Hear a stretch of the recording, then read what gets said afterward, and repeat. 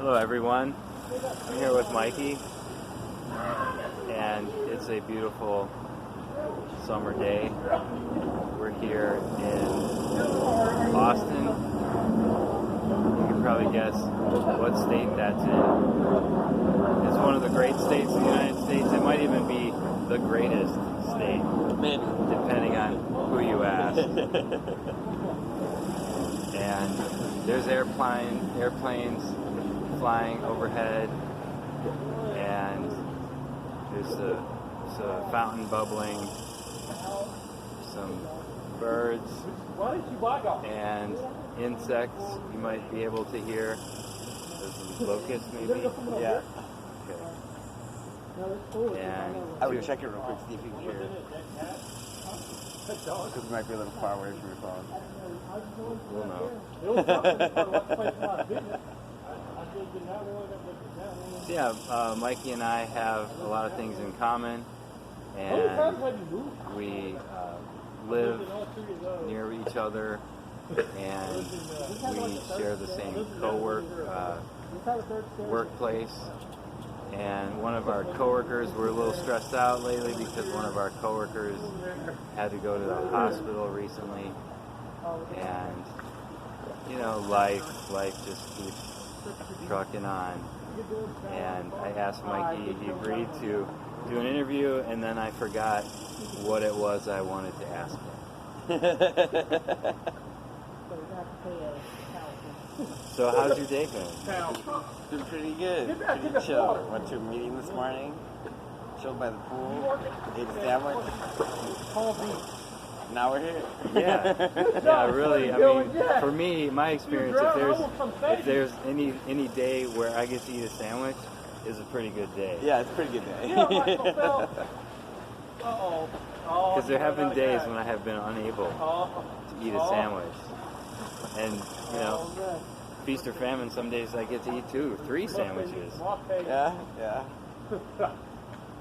It's actually good when you get to eat, you know, a nice steak. Chicken and dumplings. So the audience wants to know, what brought you to Austin? What brought me to Austin?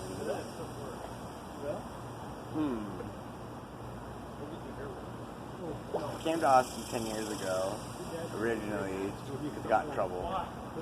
And then moved back to New York, and I went through a bad breakup and decided to come back here because I hadn't experienced it yet. So I was like, you know, why not? Why not come back to Austin, experience it for once, and get to actually see Austin instead of just be working and stuck in my apartment or going to jail. Yeah, it sounds a lot better. I know I've gotten a little bit. I've been here a brief time, but I've noticed a really great, there's a great music scene here. There's a great food scene in Austin, and it is relatively quiet.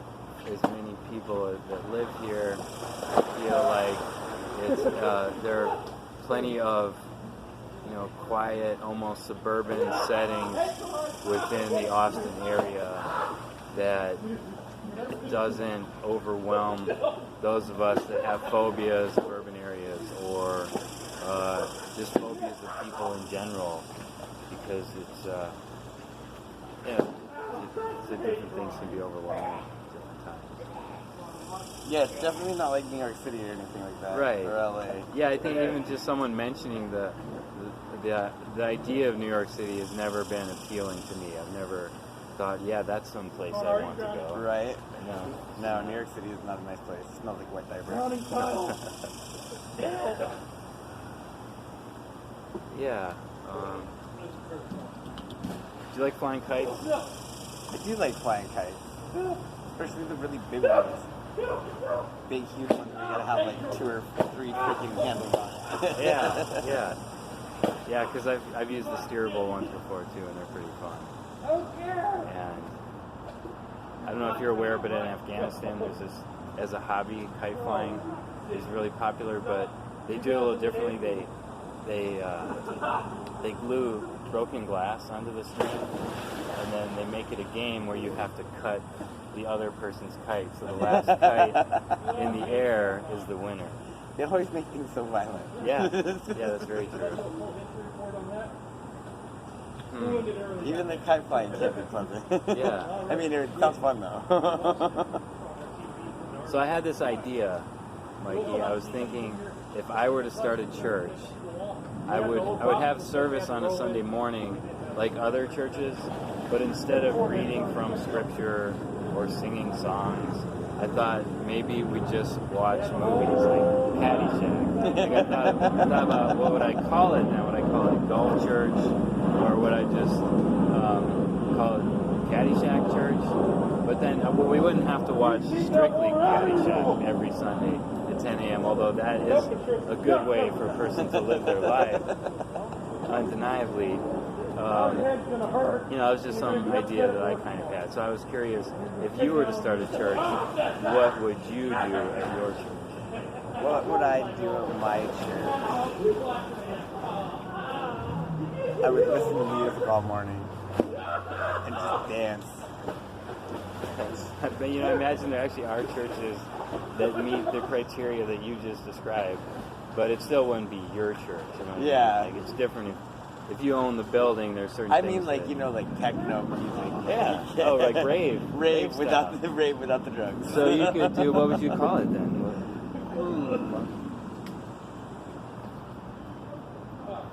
The Church of Technology. Okay. Yeah. But not science. We're not doing with the whole, Scientology. Right. Church of Technology. Because I guess that's where the term techno music probably came from. Yeah. Technology. Because it's all the sounds of technology. It's usually made with technology and not by an instrument. Right. It's fascinating. Do you know what kind of tree that is behind you? I have no freaking clue. I know what that is. What kind of tree is it? It's a big tree. It's a big tree.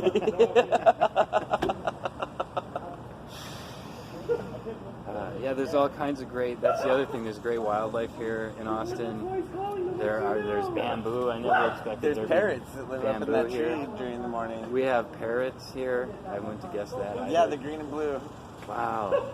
Every morning they come and eat the little green pods off the tree and you can see that. See, now in Mexico is a really popular pastime to go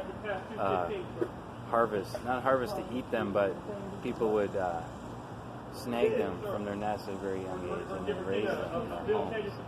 But they are huge numbers of wild.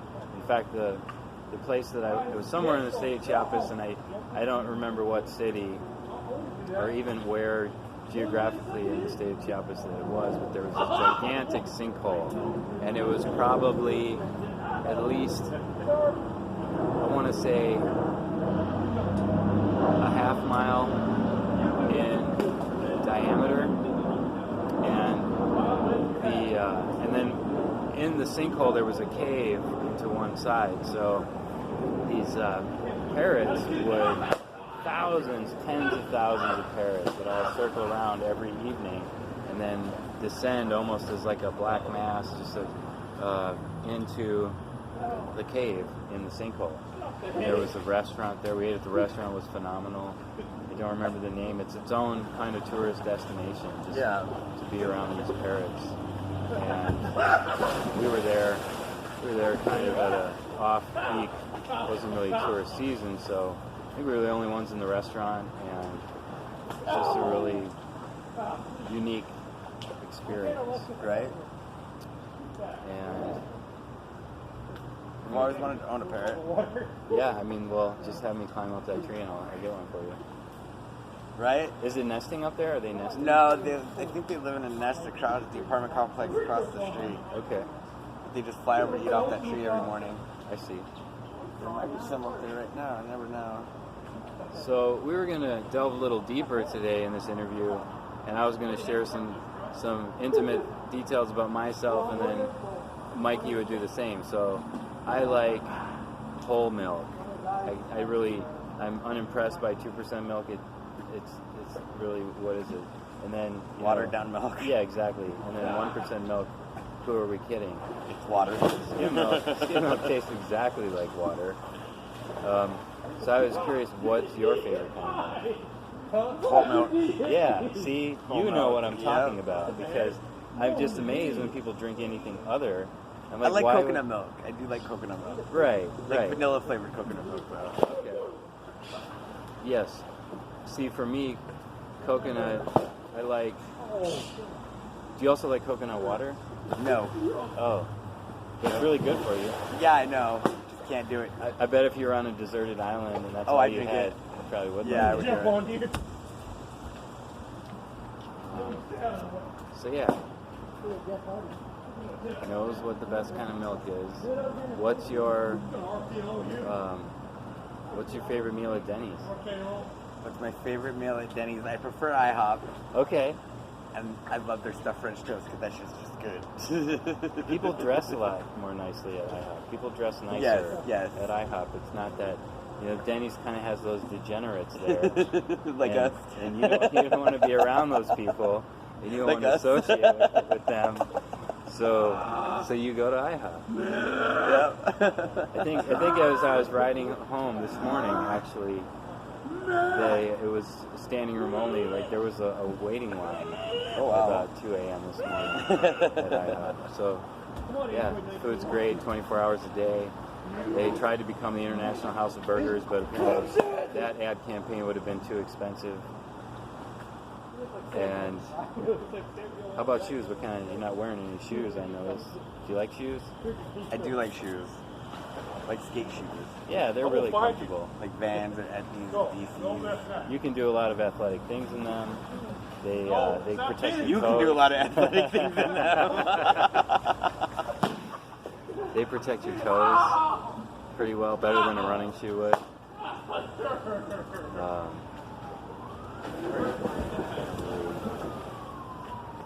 They're easy to clean. Yes. Well, sometimes. The shoes I have now are just crap. I use them for work. Yeah, I almost, I could have injured myself pretty severely because when I started working, I only had my running shoes, and the floor where we work is dangerously slippery. Oh, yes. I almost busted my face a couple times yesterday. Yeah, and it's so bad. It's so, I think you described it, it should just be torn down. The only way to really make it safe would be to Put rubber mats on the floor. Well, but start over, like tear the building down and then build a functional building. Because the floor is so greasy, we can't cut through the grease to the floor anymore. Yeah. It's just the floor is grease. Build an apartment on top. Mm-hmm. Oh, I thought about that too. We were talking about if we were to Open up a pizza shop. buy a restaurant. Yeah, if we were to own a restaurant. And the only way we can afford to do that right now is if we live at the restaurant, which isn't legal.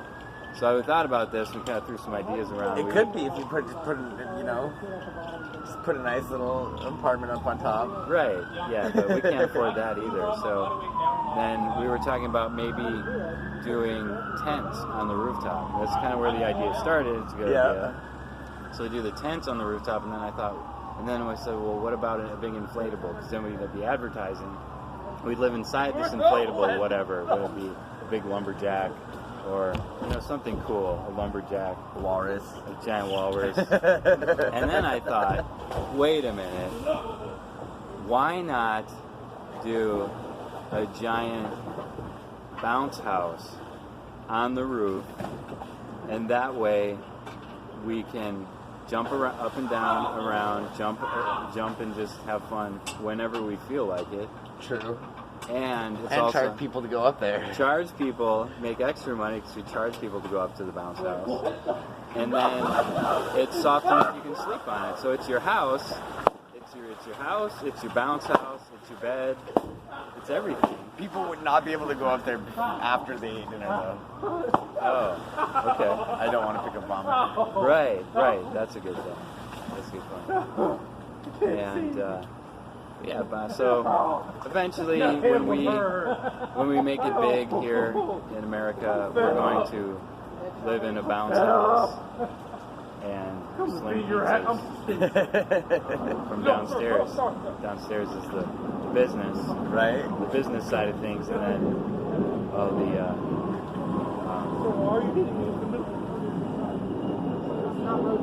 the recreation is upstairs. So yeah, you know you're speaking with a couple of pretty intelligent guys, up and coming Americans. We're no, we're no Bill Gates or Mark Zuckerberg per se, but yet. Yeah.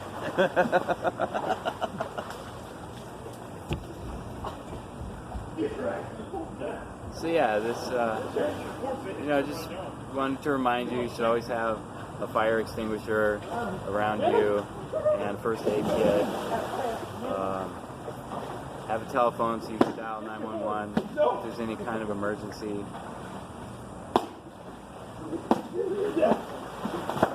Anything else you need to share with the audience? You got the fire extinguisher, first aid kit. Tell someone where you are. Call your sponsor. And tell them where you are, and that if you're not back by, a certain amount of time, to go looking for you. And definitely go to a meeting. Thanks so much, everybody. Thank you, Mikey. Appreciate your time. Go to a meeting.